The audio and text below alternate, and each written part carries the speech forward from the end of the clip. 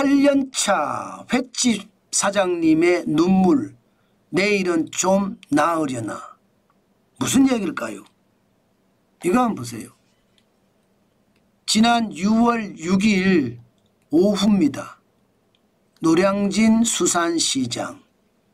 여러분 보시다시피 손님보다 가게 주인이 더 많습니다. 텅텅텅 비었습니다. 진짜 심각하죠. 실제로 말입니다. 노량진 수산시장에서 횟집을 18년 동안 운영했던 사장님이 하는 말이 이렇게 조용한 현충일은 처음 본다. 이렇게 이야기할 정도입니다. 5월 6월이면 도다리가 제철이거든요. 그런데 시세가 오히려 10에서 20% 가까이 떨어졌습니다. 손님이 없다는 거예요. 수요가 없다는 거예요. 새벽에 문을 열고 밤에 닫지만 요즘은 하루에 말 한마디 안 하고 끝날 때도 있다고 합니다. 다시 말해서 안 팔린다는 거예요. 회 손님은 더더욱 없고요. 온다고 하더라도 회덮밥 간단히 먹고 가시는 손님이 대부분이라고 하네요. 그러면 여러분 새벽 4시에 나와서 밤 늦게까지 일을 하지만 국밥 매출이 아주 뭐 10,000원, 20,000원, 30,000원 이렇게 일어난다고 하니 미칠 노릇이죠. 회를 안 먹으니까.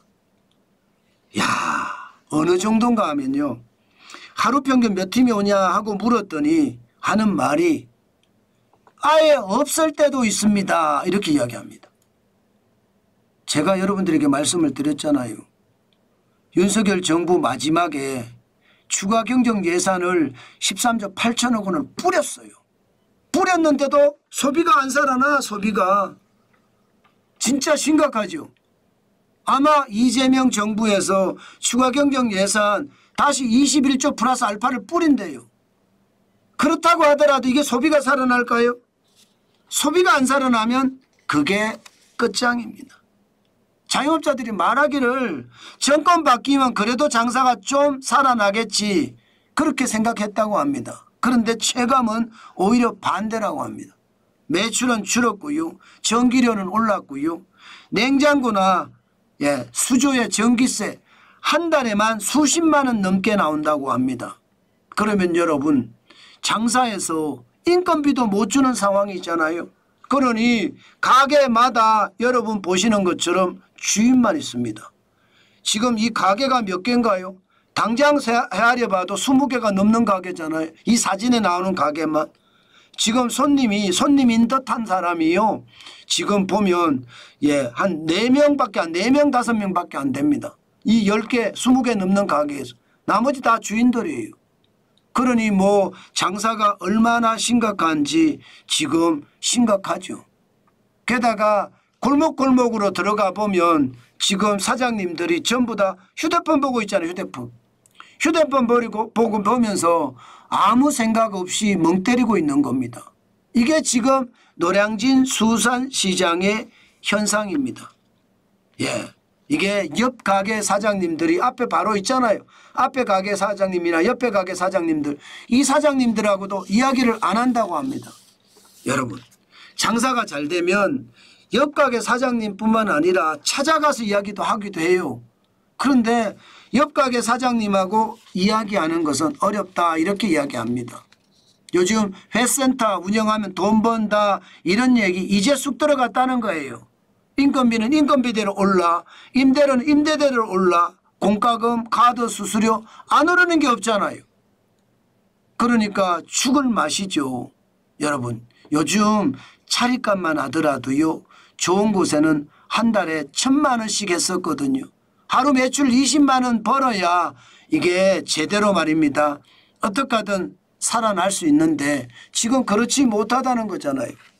여러분이 보시더라도 손님이 아무도 없잖아요. 손님이. 이게 6월 6일 오후 노량진 수산시장입니다. 심각하죠. 가게로 들어가면 들어갈수록 손님이 더 없어요. 아예 말입니다. 가공을 하는 참치집 앞에도 손님이 없잖아요. 이러니 말입니다. 골목골목 들어가도 손님이 없지요. 큰 가게도 손님이 없지요. 이러니 말입니다. 자영업자들이 죽을 맛이다 하는 이야기가 틀린 말이 아니잖아요. 사실 소비자 입장에서도 보면요. 회 가격이 싸졌다 이야기하지만 먹어보면 무서워요. 먹어보면. 저도 회를 맛은 솔직히 잘 모릅니다. 그런데 자주 갑니다. 건강식이라고 하니까. 예. 그런데 요즘 최근에 제가 가는 횟집의 가격도 평균이요 3,000원가량 올린 것 같더라고요. 예. 스시라고 하나요? 예. 스시가 보통 12피스에 10,000원 받았거든요. 10,000원. 12피스에. 그런데 지금은요 16,000원 받더라고요. 예. 그게 요즘 한 1, 2주 사이에 일어났던 일이에요. 거기도 못 버티니까 올렸을 거 아니에요. 그러니까 저도 당장 부담이 되더라고요. 옛날에 3명, 4명이 가서 먹으면 저는 먹는 거는 푸짐하게 해놓고 먹어야 된다. 그런 주의이기 때문에 스시도 시키고요. 또 탕도 하나 시키고요. 또 회도 하나 시키고요. 이렇게 소주 맥주에다가 좀 건하게 먹는 걸 좋아하거든요. 옛날에 그렇게 먹어도요. 그 횟집에서 5만 원이 안 넘었습니다. 3명이 먹었을 때. 그런데 지금은 7만 5천 원인가 나오더라고요. 똑같이 먹었는데도. 와우, 가격이 올라가는 게 진짜 충격적입니다. 여러분, 현장 경제가 좋아야 경제가 좋아진다 이렇게 이야기하거든요. 현장 경제는 소비가 핵심입니다. 그런데 사람들이 돈을 안 씁니다. 그만큼 앞날에 대한 불안감이 크다는 뜻이에요. 그만큼 대출 이자가 무섭다는 뜻이에요. 문제는 앞으로 좋아질 거냐. 추경도 뿌리고 지역화폐도 뿌리는데 저는 쉽지 않다예요. 심리가 개선되지 않으면 돈 안 쓰거든요. 심리 여전히 무너진 상태다. 그렇게 말씀드릴 수 있을 것 같습니다. 당장 여러분들 소비하세요. 저요.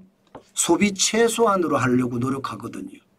앞으로 어떤 일이 닥칠지 모르니까 거기에 대한 불안감이 굉장히 크다는 뜻입니다. 저는 여러분들이 진짜 착한 소비는 해야 된다. 그 말씀 오늘도 강조하고 싶습니다. 그렇지만 워낙 앞으로 경제가 어려워진다고 이야기하는데 이게 소비하기는 만만치 않다. 그 말씀 오늘도 강조해서 드리겠습니다. 참 안타깝죠. 그러나 언젠가는 대한민국의 저력은 저는 무너지지 않을 거다. 저는 그렇게 생각합니다.